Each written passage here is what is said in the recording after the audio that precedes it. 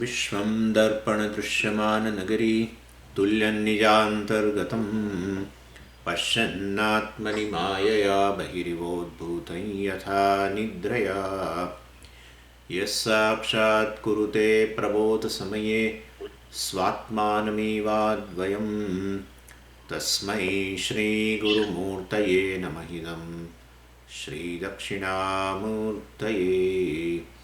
बीजस्यान्तरिवाङ्कुरो जगदिदं प्राङ्निर्विकल्पं पुनः मायाकल्पितदेशकालकलना वैचित्रचित्रीकृतं मायावीव विजृम्भयत्यभिमः योगी वयस्वेच्छया तस्मै श्रीगुरुमूर्तये नमः इदं श्रीदक्षिणामूर्तये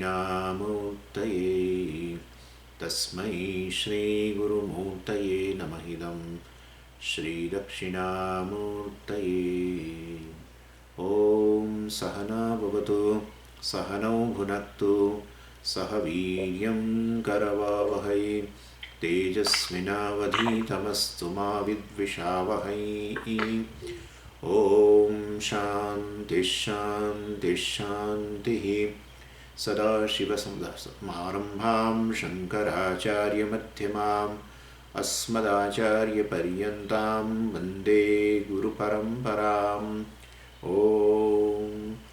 ॐ पार्थाय प्रतिबोधितां भगवता नारायणेन स्वयं व्यासेन ग्रथितां पुराणमुनिना मध्ये महाभारतम् अद्वैतामृतवर्षिणीं भगवतीम् अष्टादशाध्यायिनीम् अम्ब त्वामनुसन्दधामि भगवद्गीते भवद्वेषिणीम् यं ब्रह्मा वरुणेन्द्ररुद्रमरुतः स्तुन्वन्ति दिव्यैस्तवैः वेदैः साङ्गपदक्रमोपनिषदैः गायन्ति यं सामगाः ध्यानावस्थिततद्गतेन मनसा पश्यन्ति यं योगिनः यस्यान्तं न विदुःसुरासुरगणाः देवाय तस्मै नमः देवाय तस्मै नमः।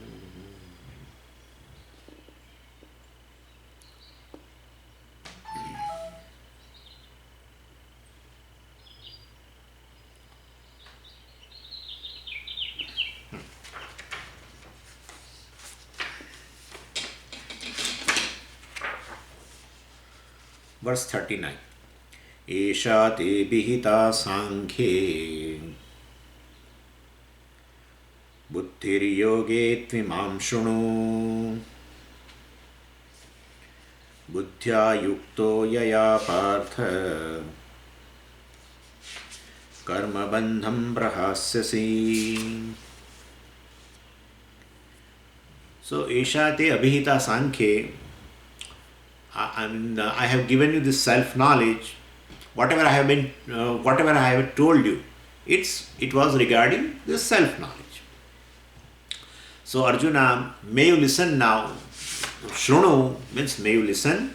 What? Wisdom of yoga. I mean about karma yoga. I am going to talk about you now karma yoga. So it's very clear that there are two topics. One is a Atmajnana, we can call it is one Jnana yoga, and other one is a karma yoga. Bhagavan himself is dividing into two. Buddhya yukto yaya partha karma bandham prahasyasi. Buddhya yuktaha. If you are endowed with this karma yoga, definitely you will be free, you will get rid of the bondage of the karma. That is what the translation is. And we started the discussion. This is all based on, of course, Bhashyakara only. So the discussion is what is the difference between karma yoga and the Sankhya yoga, because Bhagavan is using word Sankhya. So yesterday I told you the Sankhya means Upanishad. So Sankhya means Samyak Khyayate Yasyam Atmatattvam Sa. Upanishad. Upanishad is a feminine word, by the way. That is how Akaranta Sankhya. Akaranta words in Sanskritam are all feminine. That's how even in India we have all the women, they have a name Akaranta or Dirgha Ikaranta. All names are feminine. Anyway, so here, so Samyak Khyayate Atma Tattva Yasyam. So Samyak Khyayate means very well propounded the Atma. I mean, including the prakriyas. You know, there is a method of unfoldment of the nature of Atma. It's not that you are Brahman. Okay, go. It doesn't work that way. How you are Brahman has to be shown. So Samyak Khyayate, very well. Kya means Kathana, to tell. Samyak, very well. Well, so it is established very well in the Upanishad, including the prakriyas, etc. And of course, through teacher anyway. So that we understand. So Samyak Khyayate Asyam Sa Sankhya, Upanishad is called Sankhya. Tat Sambandhi Atma Tattvam Sankyam. And so what is established, that is in Sankhya, is Sankyam, that is Atma. So Atma is called Sankyam. And then Sankhya Buddhi, Atma Jnana, or Sankhya Yoga we can say, and Karma Yoga, either way you can say. So Sankhya Yoga means this Atma Jnanam and Karma Yoga. These two, the difference between the two, yesterday we have started that. And number of topics come under this Karma Yoga, including the prayer, etc., devotion, even Ashtanga Yoga, Samadhi also. So for the sake of Samadhi, even Ashtanga Yoga is in Karma Yoga, and any other yoga which is in contemporary in this right now. Many yogas, you know, Shiva Yoga and that yoga and this yoga, all yogas we have to put into this anyway.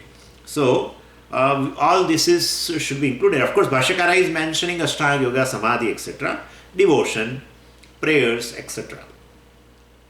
And so Karma Yoga includes all this. These are the topics in the Karma Yoga. And this verse itself reveals that there is a division or difference between the two subject matters. Bhagavan himself says, Eshati Abhita Sankhya. Till this point I have talked to you about Atma Jnana. Now I am going to talk about Karma Yoga. So that is way we can see that there is a clear-cut difference between Sankhya and Karma Yoga, or Atma Jnanam and Karma Yoga. And if this division is not clear, then the entire Gita will appear really full of contradictions, because Bhagavan is going to say that, you know, the sannyasis are, it is this Atma Jnanam is said for sannyasis. This Jnana Yoga is meant for sannyasis. And and Karma Yoga, they are meant for these yogis, for the seekers. And and both are meant for moksha. So it really creates a confusion. Actually, that verse comes in the 3rd chapter, in the 2nd verse. Jnana yogena sankhyanam, karma yogena yoginam, Bhagavan says. So, Jnana yogena sankhyanam. And the Sankhyas also are called sannyasis. So, Jnana yogena. So, sannyasi pursue jnana. And other seekers, grihastha, etc., they are called yogis. They pursue karma yoga. But anyway, don't worry. You both gain moksha. So means there are two things. Karma also gives you moksha, and this jnanam also gives you moksha. It appears like that, but that's not the correct thing. Jnanam gives moksha, that is the Upanishad. But anyway, so that's kind of a confusion gets created, and therefore we have to resolve this kind of confusion. And we have talked that Karma Yoga is also a lifestyle, and Sannyasi also is a lifestyle called Nishtha. Bhagavan says it as a Nishtha.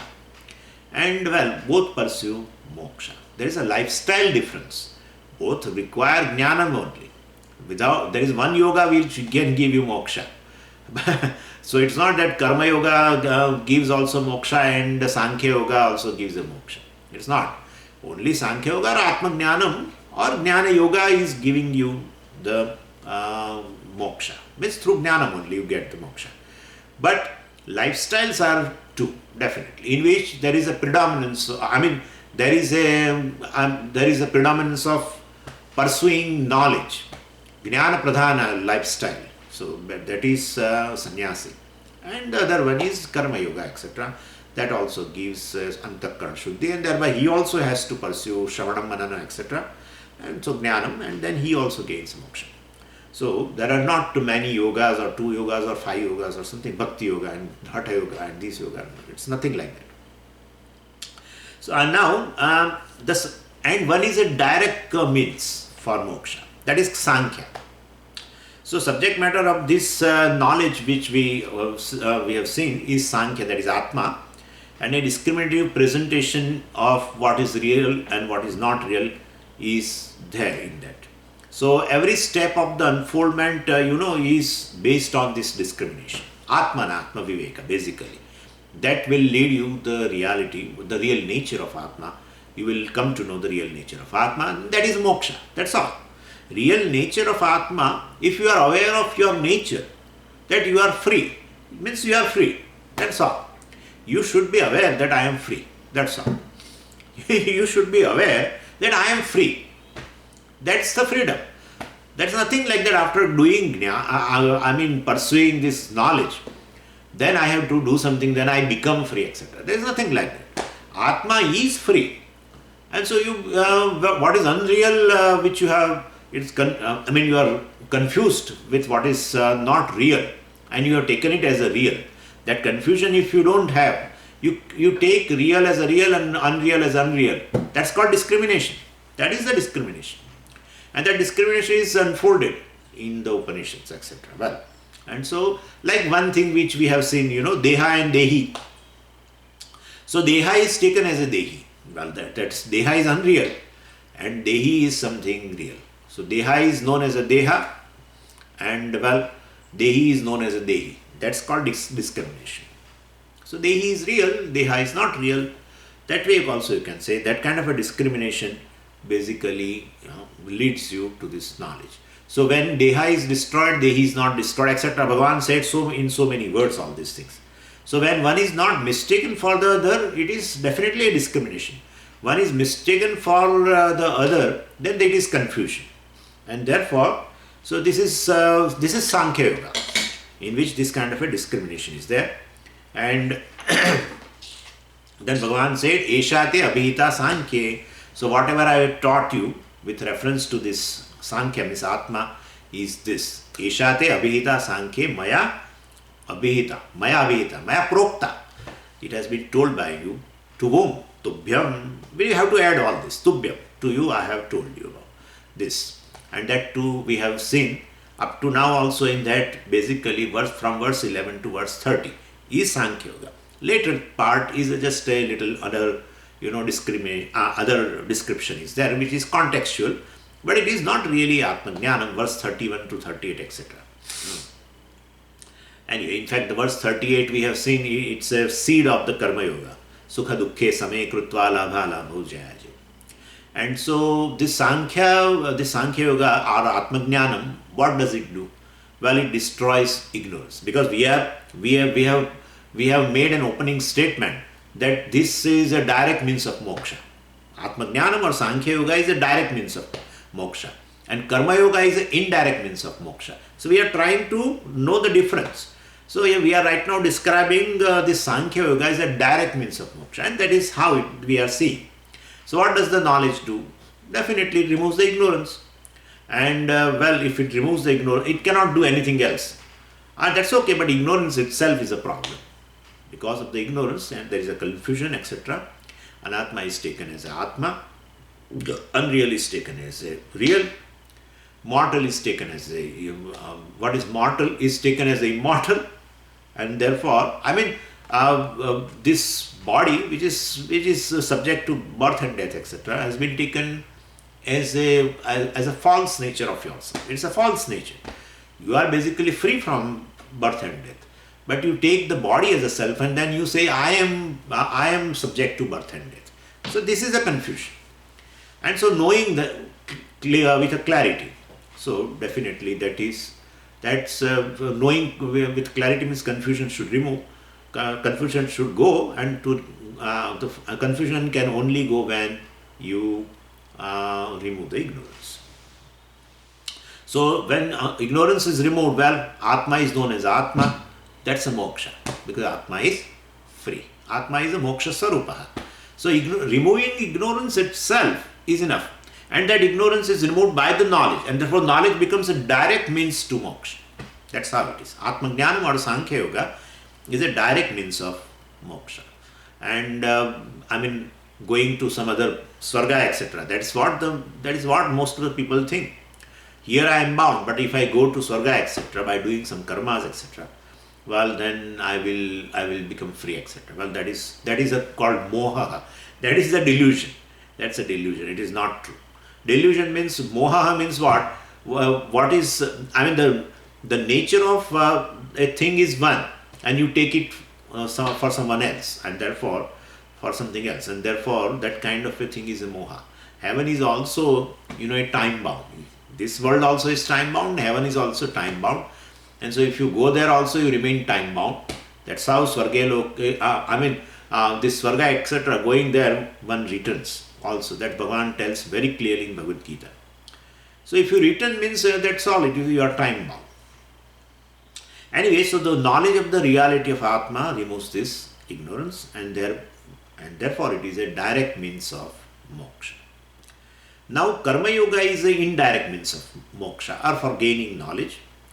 And the Bhashyakara says, well, that is what Karma Yoga we are going to teach. This Karma Yoga is an indirect means of knowledge.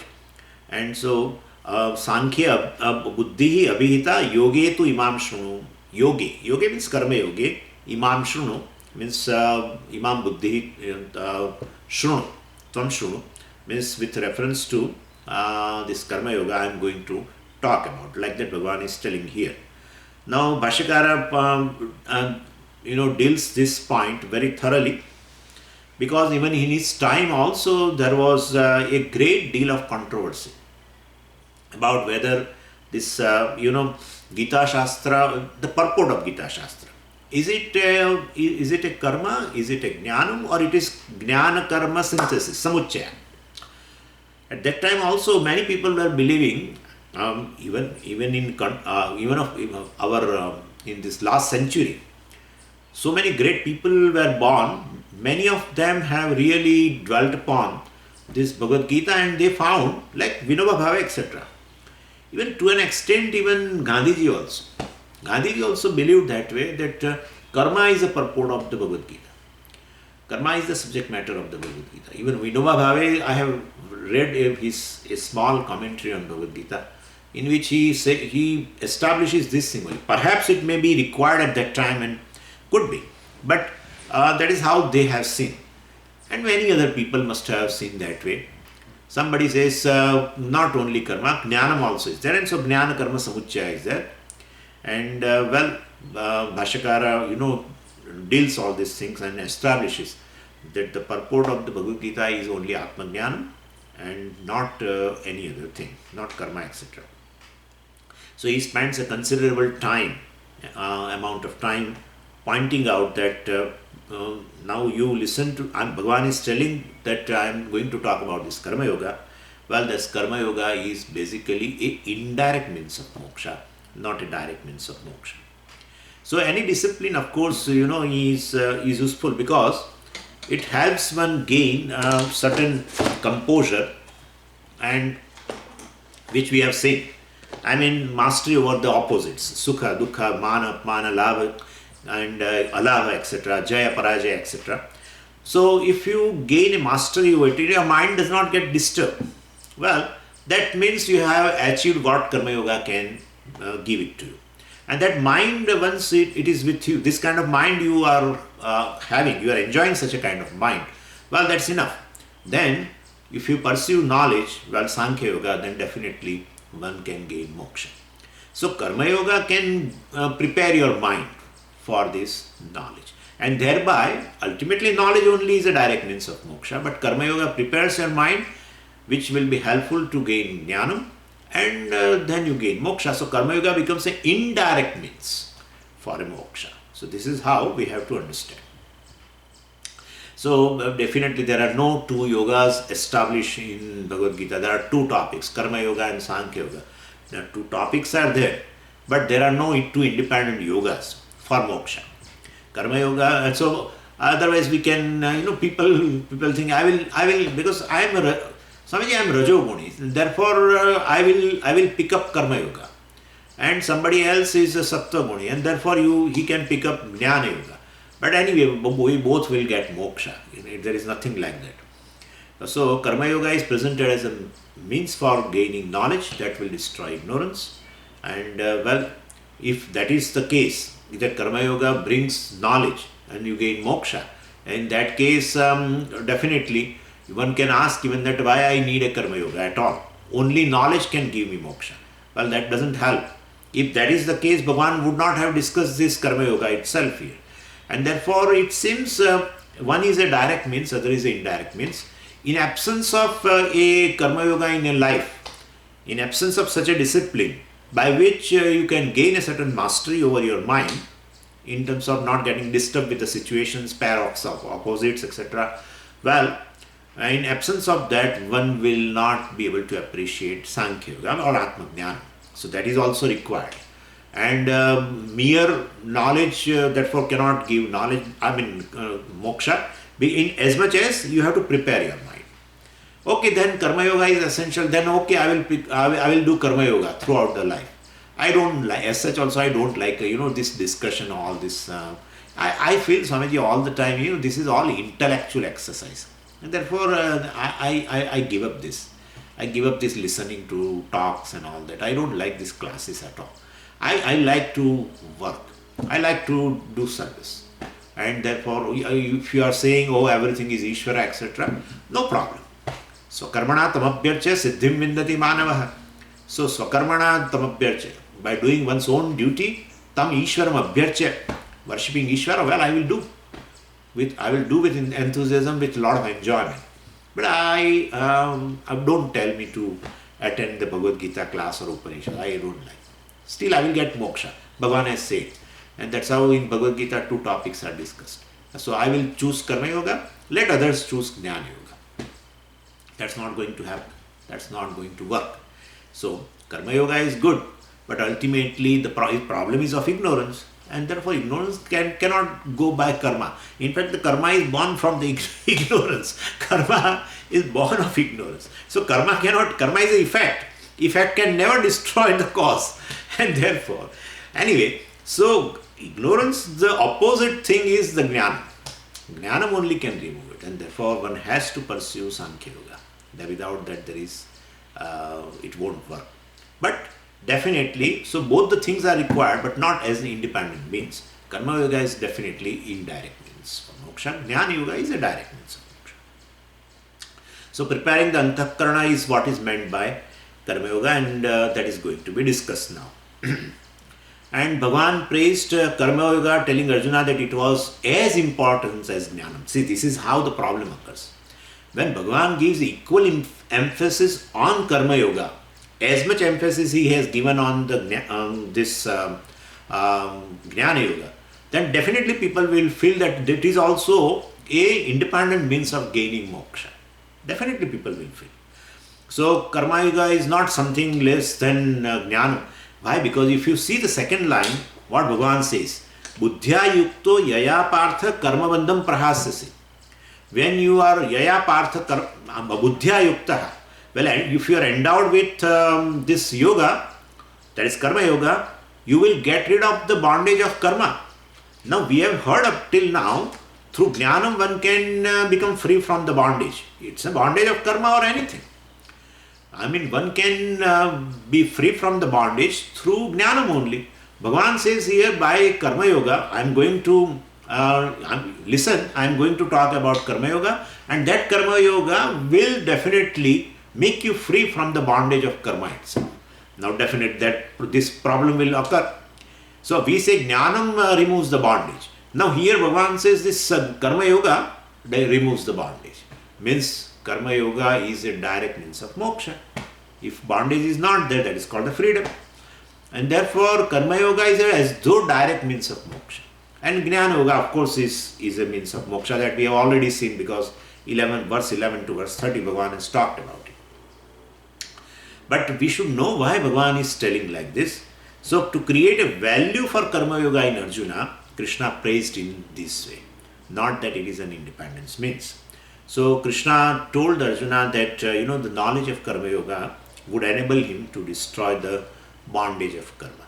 That's what Bhagavan said. Karma bandham prahasyasi. Karma is a bondage as such. Now, karma is a bondage means what? Karma is a bondage means dharma is a bondage. Dharma, adharma is a bondage. Dharma, dharma means what? Punya, papa is a bondage. Punya, papa is definitely bondage. Punya is a bondage and papam also is a bondage. Punya or papa is going to give rise to janma. It may be one, punya may be predominant or papa may be predominant, or there is a mishram. Or, both are there. Either way. You get a particular yoni in which this punya papa mishram is there. Or you may get a yoni which in which the predominance of punya will be there. That's a urdhva yoni. Or papa, predominance of papam, then you will get a adho yoni. Well, that is there. So punya and papa, in fact, it is bondage. Punya, it's a greater bondage if one understands properly. Punya is a greater bondage than papa. Papa brings you a very uncomfortable situations in life. And if you have a strength, then you can think about life in which you face this kind of situation and you want to come out of it forever. And that can lead you to Shastra and the teacher and everything, the teaching, etc.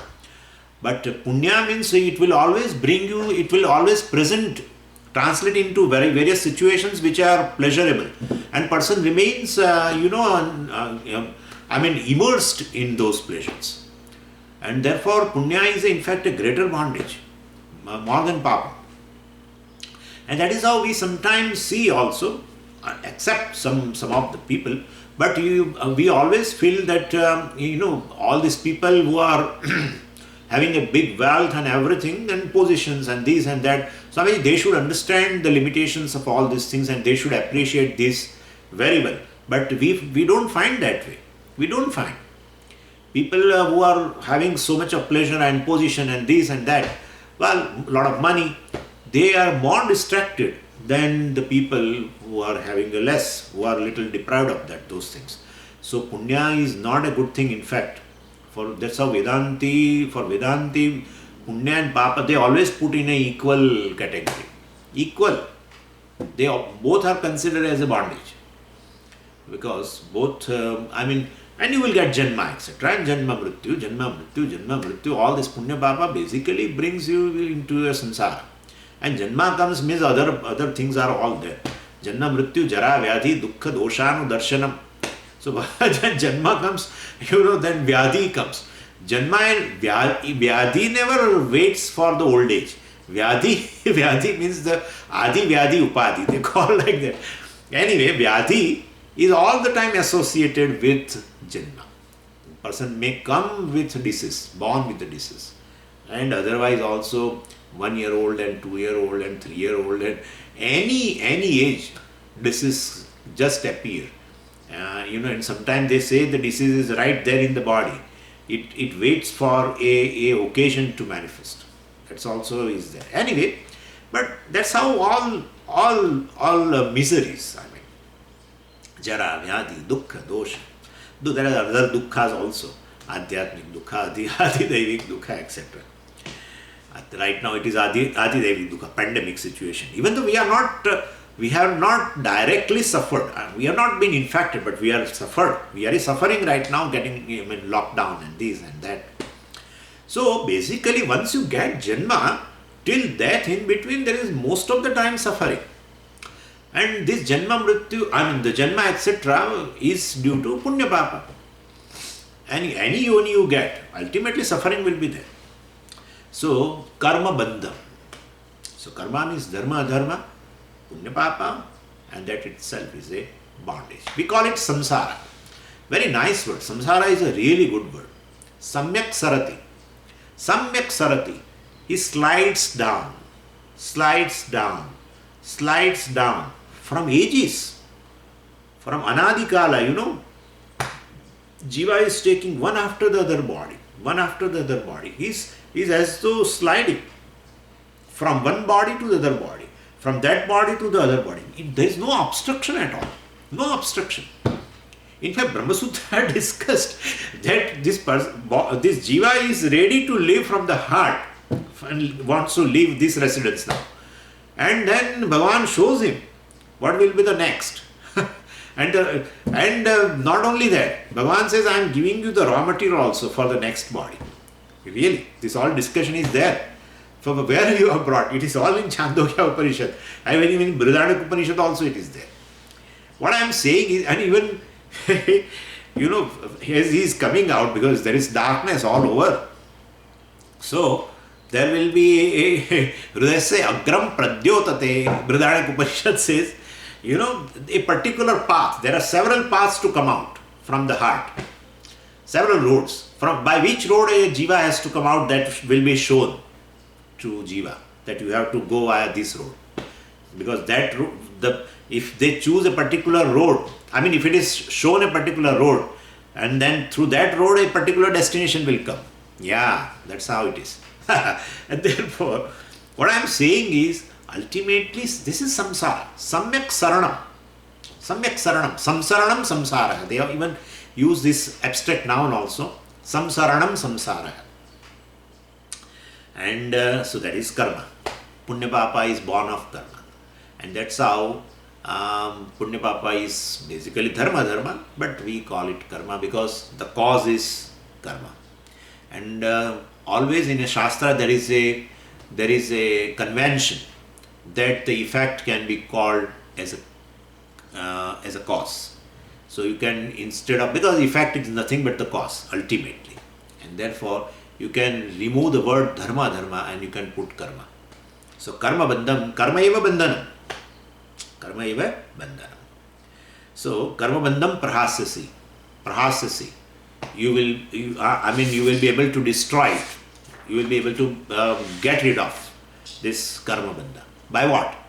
By knowledge? Definitely no. By karma yoga, Bhagavan says. So that is for praise.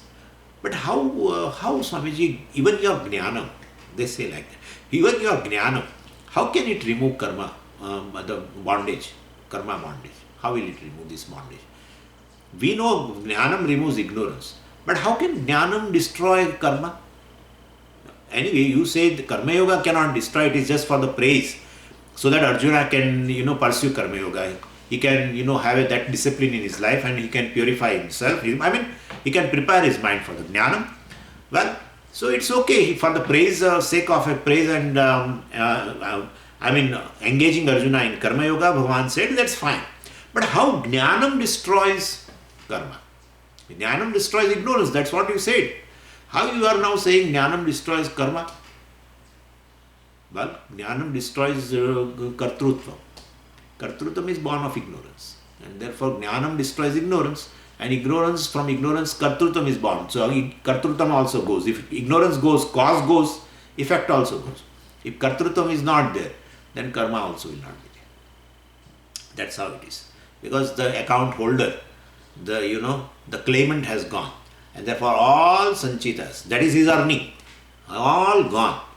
Because the holder, he has gone. The one who has done a lot of saving, well, that holder has gone. A claimant has gone. So all sanchitas go. And then kartrutvam is not there, so the agami karma will not be there. They will come in Tattva Bodha. And of course, prarabdha is definitely right now, experiencing. And so it has prakarshena arabdham, it has already begun. That's how the body also is there. And therefore, whatever is there, it is going to destroy slowly. And therefore, he becomes free from karma. If kartrutvam is not there, well, definitely the doership is destroyed, causing all the karmas to fall apart. So this is how it has been told. So anyway, so both sannyasa and karma yoga play a role in destruction of a samsara. The difference between the two must be clearly understood. That's all it means. Bhagavan is going to use Sankhyanam. Sankhyanam is, the Sankhya's are basically who are committed to the knowledge, who are committed to Sankhya, who are committed to Atma or Atma Jnanam is called Sankhya. And that kind of a commitment is in the life of sannyasis. So sannyasis are also called Sankhyas. By Bhagavan it has been told in the 3rd chapter, 2nd verse, I think. Anyway, So sannyasi and the other is a karma yoga, other seekers. They are, well, both the sannyasa and karma yoga play definitely a role in destruction of the samsara, destruction of ignorance, and ignorance born whatever it is there, kartrutvam, bhoktrutvam, etc. So the difference between the two must be clearly understood. So that it's not that there are various paths, of course, and generally they talk about 4 paths. They 4 paths are always advanced for gaining moksha. They say like that. And one is Jnana Yoga, then Bhakti Yoga, and then Karma Yoga and Hatha Yoga. So they talk like this. And they make a big division also. Jnana Yoga is meant for the people who are intellectuals, and Bhakti Yoga is meant for who are not, so intellectuals. Karma Yoga is for the people who are very active, whose Rajoguna is predominant. And Hatha Yoga means who is not fit for any other three. Not fit for anything. He does Hatha Yoga. Well, this is not correct. So it is very incorrect to say that there are many paths. Even they say there are as many paths as there are number of people. That is not correct. Only one, and that is Jnana. Jnanam only gives moksha. But to qualify yourself for the Jnanam, to prepare your mind, definitely Karma Yoga is there. But what about the other yogas then? All the yogas you should include in Karma Yoga, including Bhakti Yoga, Hatha Yoga, and Ashtanga Yoga. Whatever you want to include, you include. No problem. Right now, whatever the yogas are there, Shiva Yoga, etc., etc. I somehow remember one word, Shiva Yoga. But there are maybe thousands. However, I think there is another one is Raja Yoga. Raja Yoga also. That I think Brahma Kumaris. Any yoga is there without worrying about, including Karma Yoga. Any yoga can prepare your mind, because any yoga is basically a discipline. And that discipline is any discipline is meant to prepare your mind. No discipline can remove ignorance. Only Jnanam can remove ignorance. That's all it is. This is a clarity. Jnanam, knowledge alone, has a capability to remove ignorance. And ignorance, the samsara is born of ignorance. The bondage is born of ignorance. Bondage of karma also is born of ignorance. The very kartrutvam, the doership and experience, enjoyership, etc. Bhoktrutvam is born of ignorance. Atma is not a karta, not a bhokta. Atma is not subject to birth, death. Atma is not subject to punya papa. And Atma is not subject to any other thing. Atma being Atma, its nature is such that it cannot be affected by any other thing. Because there is nothing other than Atma.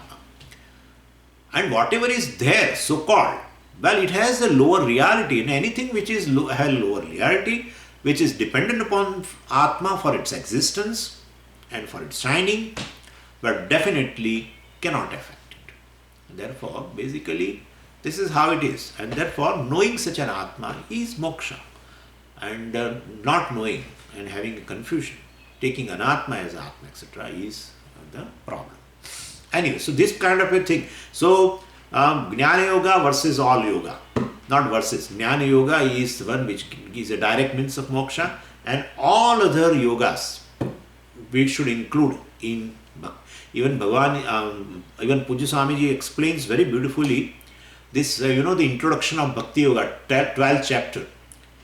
You should really read that, really. Otherwise, most of the people are asking this is a Karma Yoga, will be 3rd chapter. Bhakti Yoga is a 12th chapter. And therefore, Karma Yoga, Bhakti Yoga, and this is 2nd chapter, Sankhya Yoga, all are parallelly running.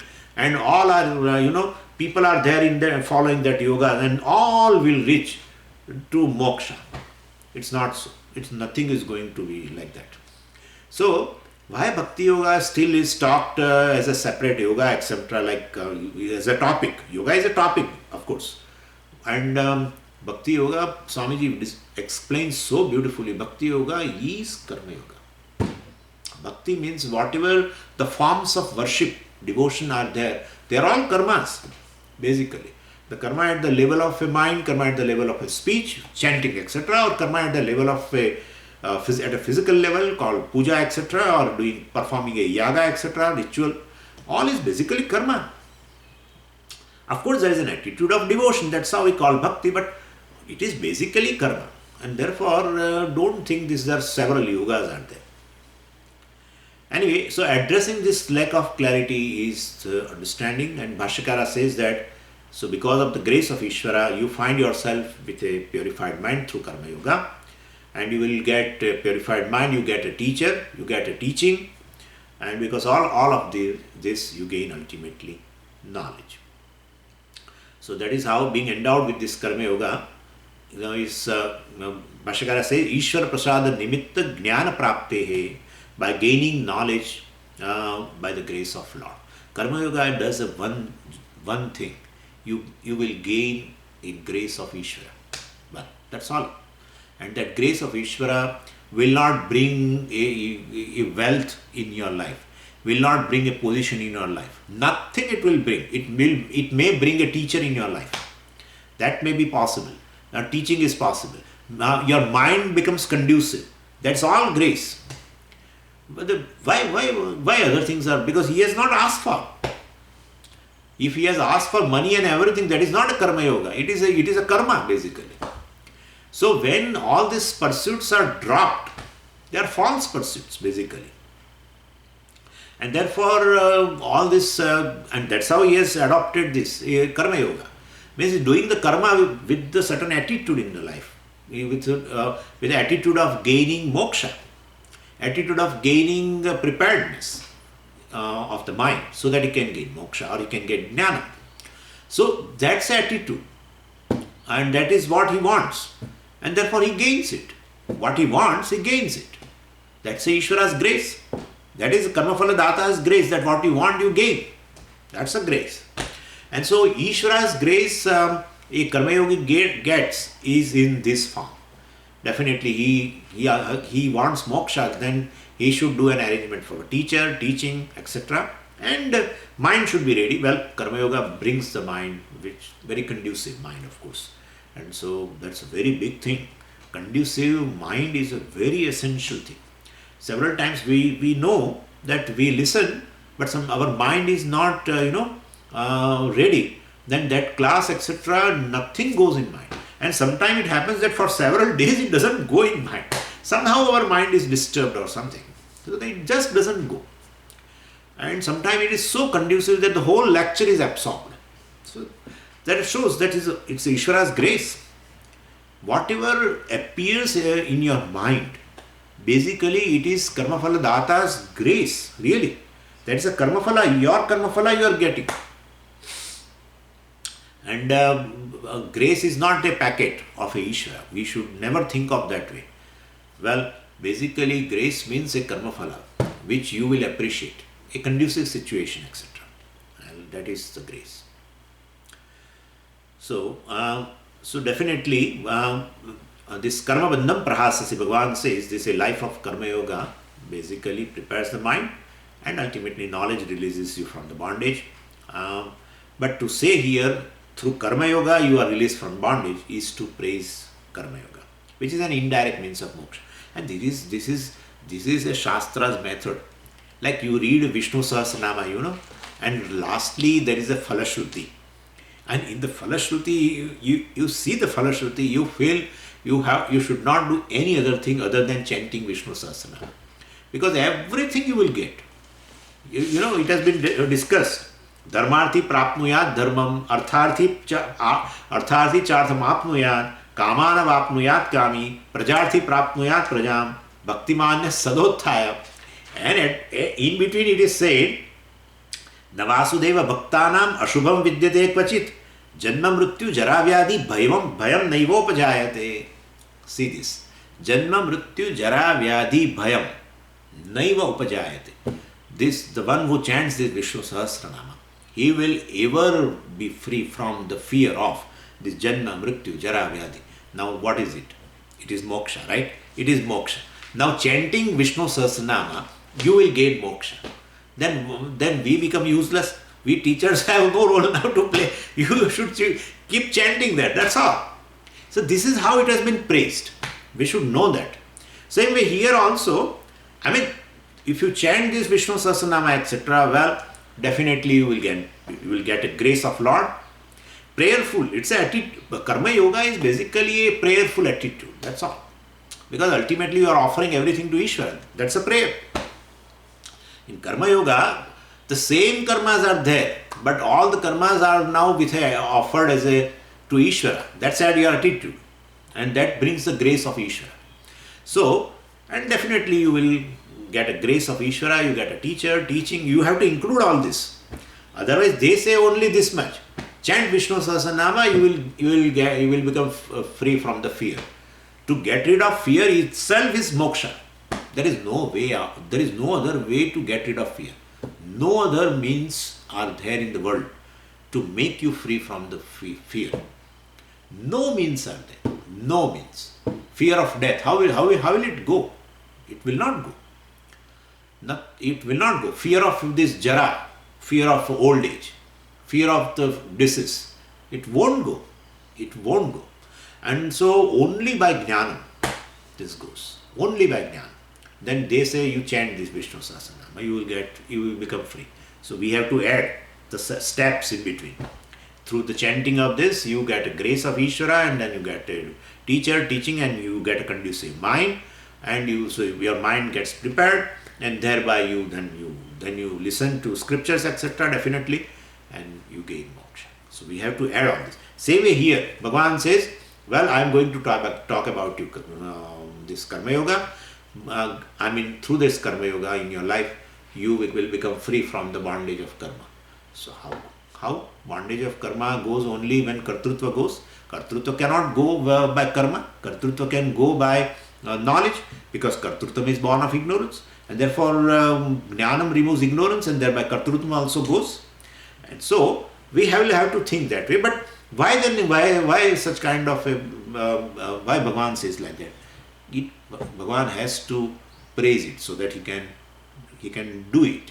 So it is so same way, like if you know like this Falashruti, definitely you will be encouraged to chant Vishnu Sahasranama, and it is in your advantage. There is no advantage on the part of the book, the person who has made the book, etc. There is no advantage for them. It is for your advantage. So ultimately, this is everywhere. Even if you chant a simple Ganapati Stotra, also the last line will be there, that you get everything. Dharma, Artha, Kama, Moksha, all Purusharthas you will get by chanting 8 lines of Ganapati Stotra. Then you should think that how it is possible. Years and years of study, etc. does not make us free as though. Then how just chanting this can make free? But we have to connect it that way. This is all Karma Yoga. Chanting also is a Vachik Karma, offering to the Lord. So there is only knowledge works. So knowledge is to understand I am Brahman. That's a moksha. The moment you have a clarity that I am Brahman, well, you are free. Because Brahman is free. Brahman is free, or Atma is free. Atma, that is Brahman which is free. There is no other way. But the Lord's grace, this, Ishvara Prasada is in the form of Guru, Shastra, teaching, type of the mind is required. All conducive circumstances are required, and that will be brought by Karma Yoga. And we know for sure that we have seen this in everyone's experience, that there can be, number of obstacles in any undertaking. So in fact, by the time people come to this teaching, they might have met or faced, many obstacles, every one of us, and have experienced a lot of pain also. And so this is how people come to the teaching. And sometimes the obstructions continue. Like person who is exposed to a particular teacher and teaching of the Vedanta, he may have certain disease since many years and may be suffering also. So that obstruction continues. And then definitely, then how will he pursue? Then who can help it? Ishvara can help it. Therefore, a life of Karma Yoga is definitely helps you to keep the obstructions little sublime. It remains subdued, and therefore for that Ishvara's grace is required, because all the situations which are in form of obstructions, They are all karma phalas only. And therefore we definitely need a grace of Ishvara who is karma phaladata. And so we need to be prayerful, and that is the life of Karma Yoga. So Karma Yoga makes everything possible, so you can gain knowledge which destroys the bondage of karma. So how many yogas? Only one yoga for moksha. How many yogas? One yoga is there. That's all. And how many lifestyles are there to gain that moksha? Two lifestyles are there. One is a karma yoga, in which he is doing a certain karma with a certain attitude. Other one is a sannyasi who is pursuing knowledge at exclusion of all the karmas. He doesn't need now karma yoga. That's all it means. He doesn't need any more karma yoga. Karma yoga, whatever karma yoga can bring to him, preparedness of mind, etc., well, it is there. And therefore, now he pursues only knowledge. So there are two lifestyles, are called nishthas, two nishtha. Lokesmin, dvividha nishtha. And one is of a life of a karma yoga, and another is a life of a sannyasa. But the goal is one. And both have to pursue knowledge. Without that, there is not. But one is still pursuing karma yoga because he feels that he needs a grace of Ishvara, and therefore he wants to be prayerful, so that the obstructions can remain away. It will be away from him, or at least the effect of obstruction. I would say effect of obstructions would not be there in his mind. Obstruction cannot go from anybody's life, but the botheration of different generally obstruction bothers you, and you become, you get deviated from this path of jnana. Well, that won't be there. That's all it means. Anyway, so he continues with the karma yoga, and of course listening to scriptures, etc. Right now, like our gurasthas, what they are doing is this: they are performing their own duties, etc. At the same time, they are listening to scriptures. That's the life of karma yoga. That's the life of karma yoga. And there are certain sannyasis also, you will see, they are also pursuing the knowledge. So two lifestyles are there for one goal, moksha.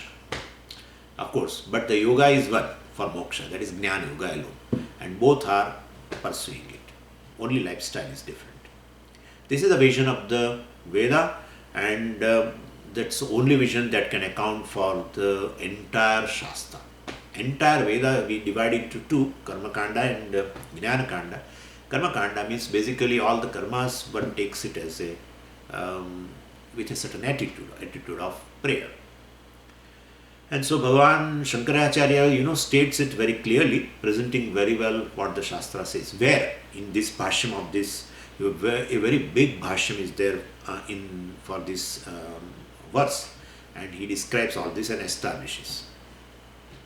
So both lifestyles imply knowledge, and that knowledge is moksha. Knowledge brings moksha.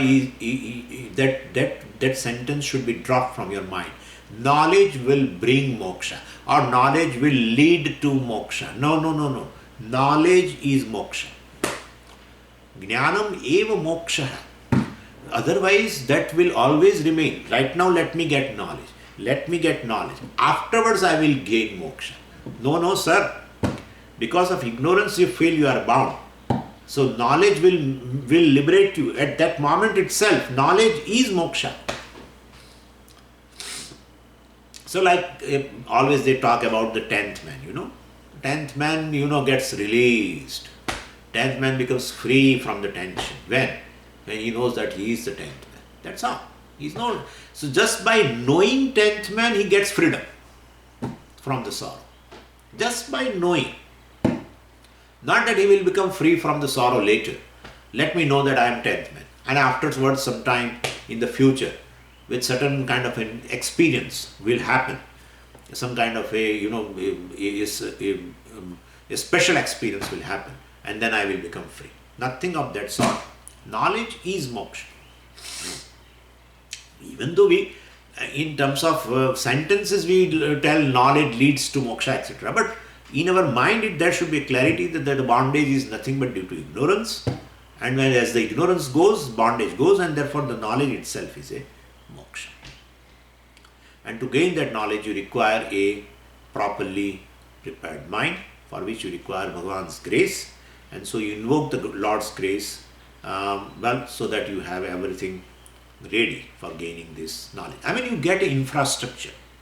You get an infrastructure. That infrastructure has to be provided. You cannot call for infrastructure.